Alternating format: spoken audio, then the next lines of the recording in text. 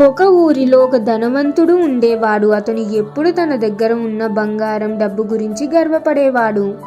ఒకరోజు అతను తన కొడుకును తీసుకుని ఊరి చివర ఉన్న ఒక పేద రైతు ఇంటికి వెళ్ళాడు. మనం ఎంత ధనవంతులమో ఆ పేదవాళ్ళు ఎంత కష్టాల్లో ఉన్నారో, వాళ్ళ జీవితాలు ఎంత పేదరికంగా ఉన్నాయో, వారికంటే మన బతుకు ఎంత బాగుందో అనేది నీకు చూపించడానికి ఇక్కడికి తెచ్చాను అని అన్నాడు కొడుకుతో. వారు ఆ రోజంతా రైతు పొలంలో గడిపి తిరిగి ఇంటికి వచ్చారు. తండ్రి కొడుకును అడిగాడు, చూసావా వాళ్ళు ఎంత పేదవాళ్ళో, నీకు ఏం అర్థమయ్యింది?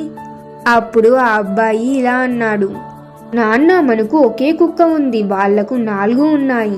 మన ఇంట్లో చిన్న స్విమ్మింగ్ పూల్ ఉంది, వాళ్లకు అంతులేని నది ఉంది. మనకు రాత్రిపూట బల్బులు ఉన్నాయి, వాళ్లకు ఆకాశం నిండా నక్షత్రాలు ఉన్నాయి. మనం మనల్ని రక్షించుకోవడానికి గోడలు కట్టుకున్నాం, కానీ వాళ్ళు ఒకరినొకరు రక్షించుకోవడానికి చుట్టుపక్కల మంచి స్నేహితులు ఉన్నారు.